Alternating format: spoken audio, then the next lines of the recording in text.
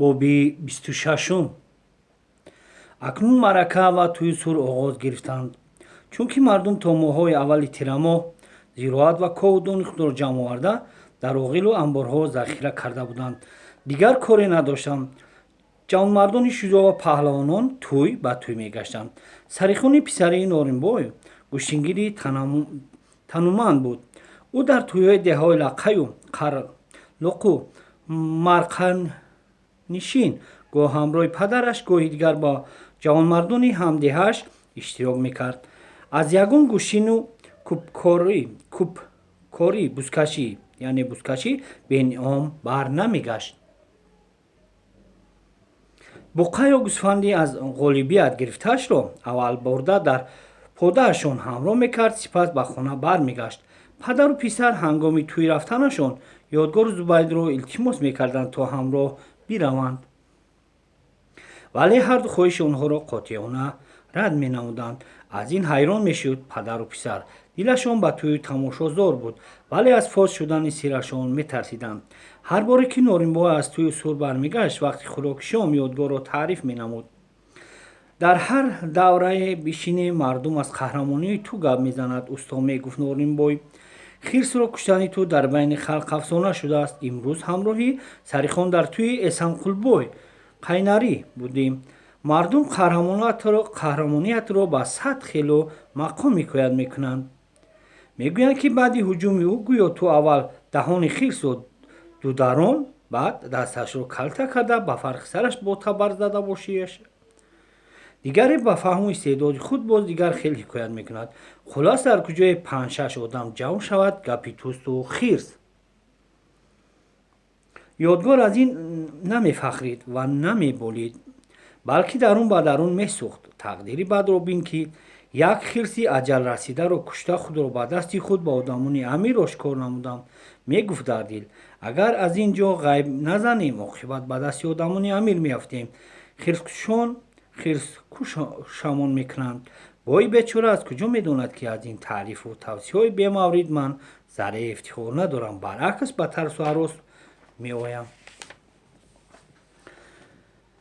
ҳамон шаб Ёдгору Зубайд дар меҳмонхона танҳо монданд. ин таърифҳое ки бою дигарон дар ҳаққи ман мекунанд, гумон накунам, ки хурсанд мешаванд. Зубайд гуфт: Ёдгор, кошки ҳамон хирси аҷалрасида бо каси дигар бармехӯрду ман ин қадар дар азоб намемондам. зеби таърифу тавсиф ҳамон одам мешуд. ин таърифҳо барои мо дарди саранд.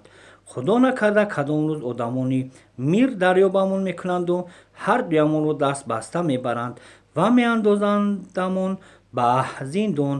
хамӯш наист, Зубайд. баъди хирсро куштан ман овозаамон баромадан, аҳволамон бад шудан дорад. ягон маслиҳат бидеҳ.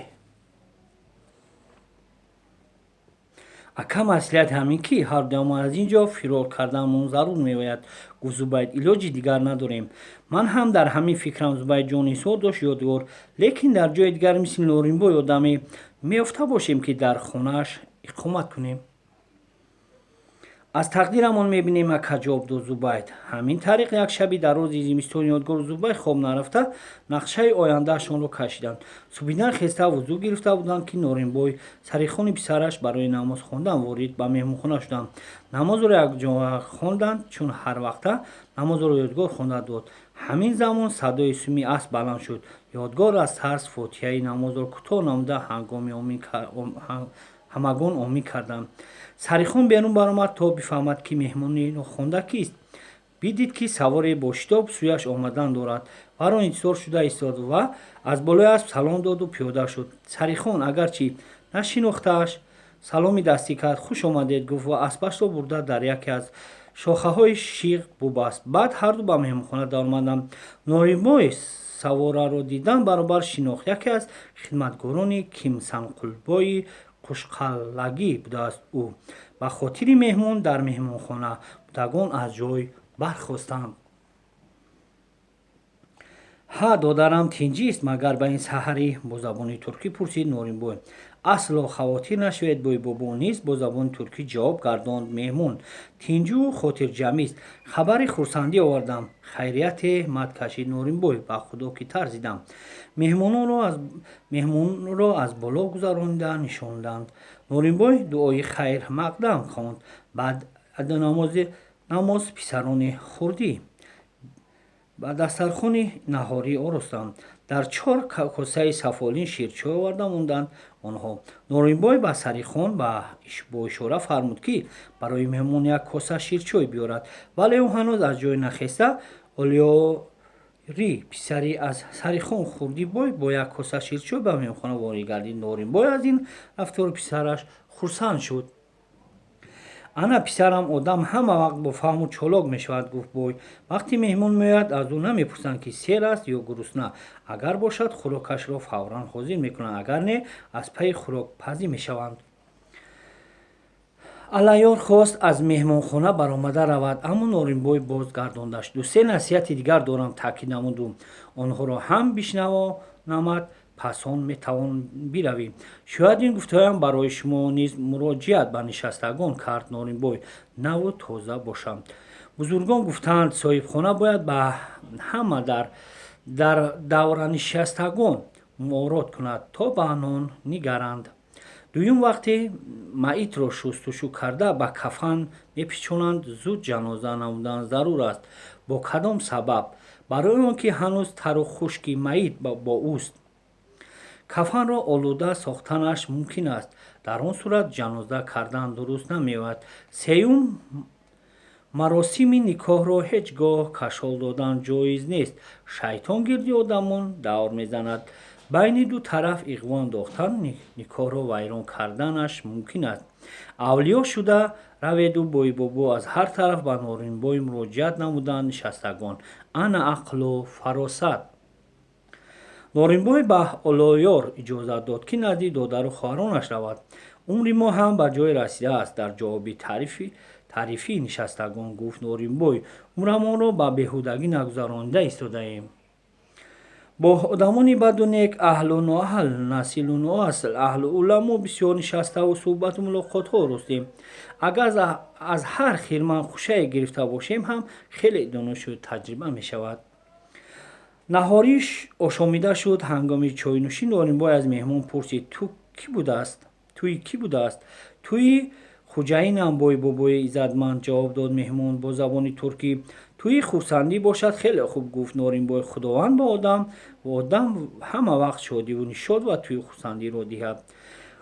қодирқулбаи хуҷаинам таъкид карданд, ки бе човандозону паҳлавонатон наоед, гуфт меҳмон. албатта мебарамашон, изҳор намуд Норимбой. қодирқулбойро аҳли байташон соқу саломат охир.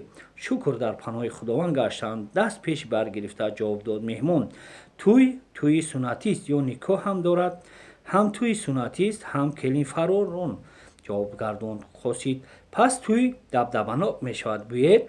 ҳамин тавр аст, бои бобо, гуфт меҳмон. падари духтарро шояд шиносед, яке аз бойҳои маъруф, Қодирқулбои Қушқола. албатта мешиносам, гуфт Норимбой ва манидорона хандид. кори ӯ умрест, ки қозибозиву давогариву иғвогарист. вайро дар тумани Балҷон ҳам мешиносанд. рост гуфтед, бои бобо, тасдиқ намуд меҳмон. лекин басе духтарҳои зебо доштааст. ҳар ҷавонмард бо як дидан ошиқашон мешаванд. ин ҳам хуб аст, гуфт Норимбой.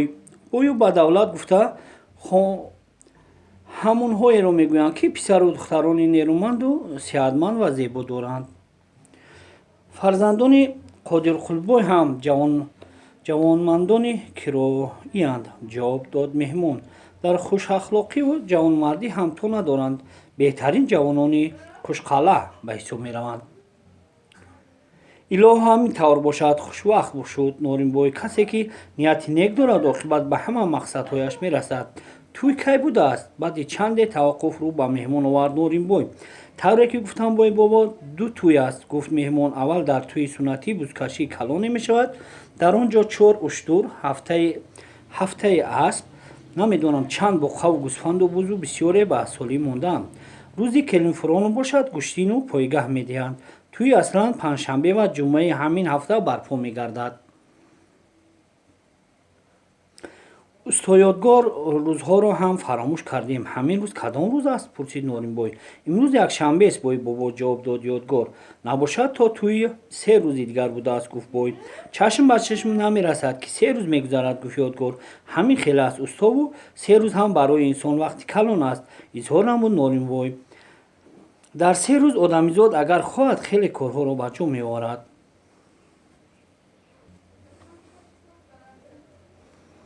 хайр ба ман дуо диҳед, бой бобо, гуфт меҳмон.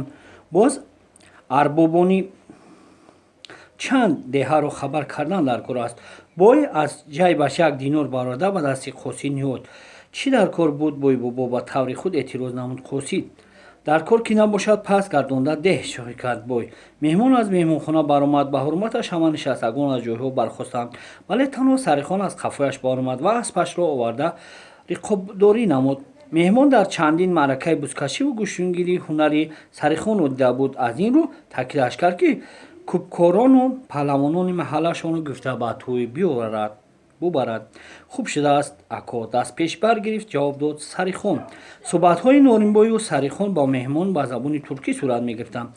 дар ҳама давру замон одамон бо ҳамвазни худ муомила ва додугирифт мекунанд, яъне кабутар бо кабутар, боз бо боз гуфтаанд. бой бо бой, мансабдор бо мансабдор, камбағал бо камбағал, деҳқон бо деҳқон. ҳамин хел сохта шуда будааст тартиботи зиндагию замона. ана мо шоҳид шудем, ки Қодирқулбой Норимбойро ба аҳли оилааш ба тӯй хабар кард. Норимбой пас аз рафтани меҳмон назди ҳамсараш рафта, мақсади омадани савораро хабар дод. Тоҷирабонуи ҳамсари Норимбой